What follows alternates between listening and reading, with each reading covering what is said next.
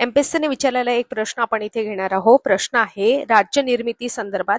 त्या आधारित हा प्रश्न आपण डिटेल अनालिसिस करणार आहोत. चला तर मग प्रश्नाला सुरुवात करूया. खाली नमूद केलेल्या राज्य निर्माण केल्याचा किंवा पूर्ण राज्याचा दर्जा दिल्याचा योग्य कालानुक्रम काय आहे? यामध्ये ऑप्शन दिलेले आहेत नागालँड, आंध्र प्रदेश, हरियाणा आणि महाराष्ट्र. तर याचा योग्य क्रम आपल्याला लावायचा आहे. आता याचा क्रम लावण्याआधी तुम्हाला काही गोष्टी सांगते आणि नंतर तुम्हालाच या प्रश्नाचं उत्तर येईल. चला अनालिसिस करू आणि थोडक्यात या संबंधी इतिहास सांगते की राज्यांची भाषावार पुनर्रचना या संबंधी इतिहासामध्ये काही घडामोडी झालेल्या आहे. त्यामध्ये प्रामुख्याने 1905 मध्ये सर्वप्रथम बंगाल प्रांतातून अशी मागणी झाली की भाषावार प्रांतरचना व्हायला पाहिजे. त्याच्यानंतर म्हणजे मागणी झाली, असं डायरेक्ट असं म्हटलं गेलं नाही, पण तुम्हाला माहिती पाहिजे की 1905 मध्ये याची सुरुवात झाली. कुठून झाली? बंगाल प्रांतातून. त्याच्यानंतर 1917 मध्ये तेलुगू भाषिकांची मद्रासमधून मागणी झाली. त्याच्यानंतर 1920 मध्ये नागपूर अधिवेशन झालं होतं. त्यावेळेस भाषावर राज्य पुनर्रचना या तत्वाचा स्वीकार करण्यात आला होता. आणि जेव्हा 1928 मध्ये नेहरू रिपोर्टमध्ये भाषावर प्रांतरचना झाली, म्हणजे नेहरू रिपोर्ट 1928चा होता, त्यामध्ये सुद्धा भाषावर प्रांतरचना यावर भर देण्यात आलेला होता. कारण आपल्या भारतामध्ये आपल्याला काय करायचं होतं? राज्यांची पुनर्रचना करायची होती. त्यासाठी ह्या सगळ्या गोष्टी होत्या. आता त्याच्यासाठी एक समिती सुरुवातीला बसवण्यात आली होती. समिती कोणती होती? धर आयोग. त्याचे अध्यक्ष होते एस.के. धर आणि त्याच्यामध्ये सदस्य होते पन्नालाल आणि जगत नरेन लाल. जून 1948 मध्ये, कधी? जून 1948 मध्ये ही समिती स्थापन करण्यात आली होती. तिचा अहवाल तिने दिला होता डिसेंबर 1948 मध्ये. आणि यामध्ये काय सांगितलं होतं की भाषा या घटकाऐवजी प्रशासकीय सोयीनुसार राज्यांची पुनर्रचना करावी. मात्र आंध्र प्रदेश निर्मितीसाठी त्यांनी अनुकूलता दर्शवली होती. त्याच्यानंतर आपण बघतो दुसरा आयोग, म्हणजे आयोग किंवा तुम्ही समिती म्हणू शकता, जेव्हीपी समिती म्हणू शकता त्याला. जवाहरलाल नेहरू त्यामध्ये होते, वल्लभभाई पटेल होते आणि पट्टाभी सीतारामय्या होते. यामध्ये कोणी अध्यक्ष नव्हते. सगळ्यांना म्हणजे या समितीला अध्यक्ष आहे असं आपण म्हणू शकत नाही. अध्यक्ष नव्हते. 1948 मध्ये ती समिती स्थापन करण्यात आली होती, पण डिसेंबर 1948 मध्ये. धर आयोग जून 1948 मध्ये होता, तसा हा डिसेंबर 1948 मध्ये याची स्थापना करण्यात आली होती, या आयोगाची किंवा समितीची म्हणा. त्याच्यानंतर याने अहवाल कधी दिला होता? या समितीने एप्रिल 1949 मध्ये अहवाल दिला होता. आणि या समितीने काय सांगितलं होतं? राज्यांच्या पुनर्रचनेसाठी भाषा हा घटक मूलभूत आहे हे अमान्य केले होते. मान्य केले होते का? नाही. त्यांनी म्हटलं होतं भाषेनुसार आम्ही राज्यांची पुनर्रचना करणार नाही. परंतु यांचं काय होतं? जवाहरलाल नेहरू आहेत आणि वल्लभभाई पटेल आहे, यांचं मुंबईबद्दल मात्र एक मत होतं की मुंबई, त्याबद्दल त्यांचं एक मत होतं. मात्र आपण म्हणू शकतो भाषेवर आधारित पुनर्रचना करावी असं त्यांचं मत होतं का? नाही. आता काय झालं होतं? 1953 मध्ये 56 दिवसाचा उपोषण केलं होतं पोटी श्रीरामल्लू यांनी. आणि त्यांच्या उपोषणानंतर, म्हणजे उपोषण केलं होतं आणि त्यामध्ये त्यांचा मृत्यू झाला होता 56 दिवसाच्या उपोषणानंतर.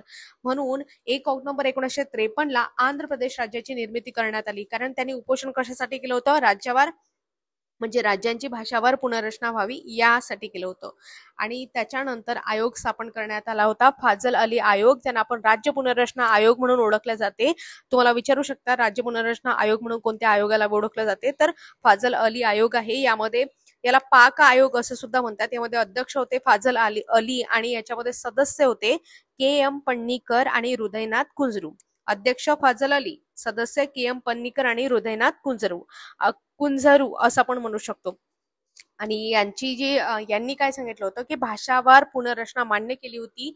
आणि त्यांनी सांगितले होतं एक राज्य एक भाषा या तत्वाचा भारताच्या एकतेसाठी त्यांनी अस्वीकार केला होता की एकच राज्य आणि एकच भाषा.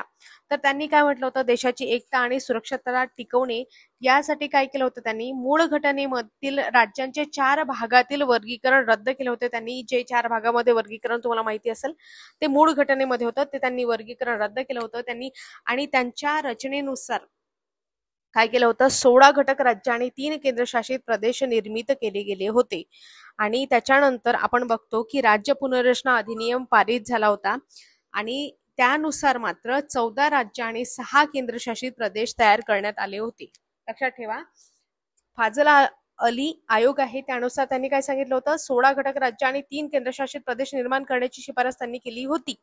मात्र ऍक्च्युअल मध्ये जेव्हा राज्य पुनर्रचना अधिनियम पारित झाला त्यावेळेस 14 राज्य आणि 6 केंद्रशासित प्रदेश अस्तित्वात आले. ठीक आहे. त्याच्यानंतर आपण बघतो 1960 मध्ये, आता आपल्या प्रश्नाच्या उत्तराकडे तुम्हाला प्रश्नाचं उत्तर येईल. आता हे 3 आयोग आहेत, यावर सुद्धा आधी प्रश्न विचारलेले आहेत, म्हणून मी तुम्हाला डिटेलपणे माहिती सांगितली. यावर मी जे माहिती सांगितली त्या प्रत्येक घटकावर प्रश्न पडलेला आहे. आता इथे आपण बघतो 1960 मध्ये बॉम्बे प्रांताचं विभाजन झालं, त्यामधून गुजरात आणि महाराष्ट्र वेगळं झाला. म्हणजे 1960 मध्ये बॉम्बे प्रांताचं विभाजन झालं, त्यावेळेस बॉम्बे प्रांतामध्ये कोण होतं, गुजरात आणि महाराष्ट्र एकत्र होते, परंतु विभाजन झालं 1960 मध्ये, म्हणून आपला महाराष्ट्र 1960 मध्ये निर्माण झाला असं आपण म्हणू शकतो. बरोबर आहे.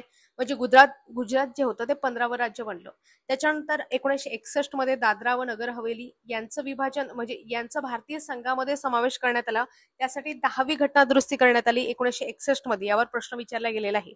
त्यानंतर 1962 मध्ये गोवा, दीव, दमण हे पॉंडिचेरी भारतीय संघामध्ये, पद्दुचेरी, कारिकल, माहे, याणम या म्हणजे हे जे आहेत 1962 ची गोष्ट आहे की 1962 मध्ये गोवा, दीव, दमण यांच्यासाठी 12वी घटना दुरुस्ती झाली. तसंच पॉंडिचेरीचा भारतीय संघामध्ये समावेश करण्यात आला. त्यामध्ये काय काय पॉंडिचेरीमध्ये ऍड करण्यात आलं, पद्दुचेरी, कारिकल, माहे आणि यानेम या हे जे जिल्हे आहेत त्यांचा सुद्धा पॉंडिचेरीमध्ये समावेश करण्यात आला. यासाठी 14वी घटना दुरुस्ती झाली. यावर सुद्धा प्रश्न पडलेले आहेत. 10वी घटना दुरुस्ती दादर नगर हवेली, 10 वरून तुम्ही असं लक्ष ठेवा, 10 वरून दादरा आणि नगर हवेली 10वी घटना दुरुस्ती, गोवा, दीव, दमण याच्यासाठी 12वी घटना दुरुस्ती आणि पॉंडिचेरी याच्यासाठी 14वी. ठीक आहे. अशा प्रकारे आपण 1962 पर्यंत बघितला. नंतर 1963 ला काय झालं, आसाम मधील नागा हिल्स आहे आणि सुएनसांग क्षेत्र वेगळं करून नागालँडची निर्मिती करण्यात आली आणि नागालँड हे 16वं राज्य बनलं. त्याच्यानंतर आपण बघतो आणि 13व्या घटना दुरुस्तीने विशिष्ट राज्याचा दर्जा त्याला देण्यात आला. 1966 मध्ये पंजाब प्रांतातून हरियाणाची निर्मिती केली गेली आणि हरियाणा 17वं राज्य बनलं. शहा आयोगाने त्यासाठी शिफारशी केल्या होत्या, म्हणून लक्षात ठेवा. 1966 मध्ये कोणतं हरियाणा हे राज्य बनलं 17वं असं आपण म्हणू शकतो. अशा प्रकारे आपण बघतो 15वं गुजरात, त्याच्यानंतर 16वं नागालँड आणि 17वं राज्य कोणतं, हरियाणा.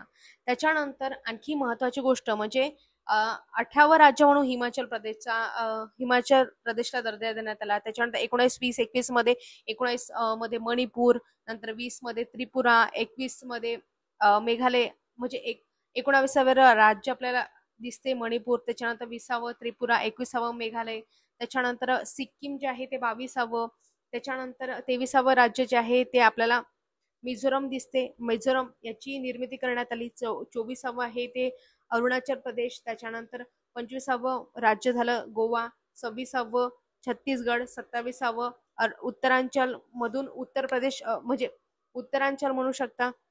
नंतर 28वं राज्य कोणतं झालं, झारखंड. अशा प्रकारे राज्याची निर्मिती करण्यात आली. आणि तेलंगणाची निर्मिती ते 29वं राज्य झालं होतं. आणि जेव्हा केंद्रशासित प्रदेश आहे जम्मू काश्मीर, याला म्हणजे काय झालं, जम्मू आणि काश्मीर या राज्याचं काय झालं तर जम्मू काश्मीर आणि लडाख या 2 केंद्रशासित प्रदेशांमध्ये रूपांतर झालं 31 ऑक्टोबर 2019 ला. त्यामुळे आता सद्यस्थितीत 28 घटक राज्य आपल्याला पाहायला मिळतात आणि 8 केंद्रशासित प्रदेश सध्या स्थितीमध्ये आपल्याला पाहायला मिळतात. अशा प्रकारे माहिती मी तुम्हाला सांगितली. म्हणजे सध्या स्थितीमध्ये किती घटक राज्य आहेत, 28 आणि केंद्रशासित प्रदेश 8 असे लक्षात ठेवा. तर आपला प्रश्न पाहू. आता तुम्हाला समजलं आंध्र प्रदेश सुरुवातीला येईल. प्रश्नामध्ये जर आपण बघितलं तर आंध्र प्रदेश कुठे सांगितलेला आहे, आंध्र प्रदेश सांगितलेला आहे ऑप्शन क्रमांक बी मध्ये आणि बी सांगितलेला आहे 3 आणि 4 मध्ये. म्हणजे ए आणि 2 यामधून एलिमिनेट होईल. त्याच्यानंतर ऑप्शन येईल डी महाराष्ट्र, म्हणजे डी, आणि डी कुठे सांगितलेलं आहे ऑप्शन क्रमांक 4 मध्ये. म्हणजे बी आणि डी आपण प्रश्नाच्या उत्तरापर्यंत पोहोचलेलो आहोत.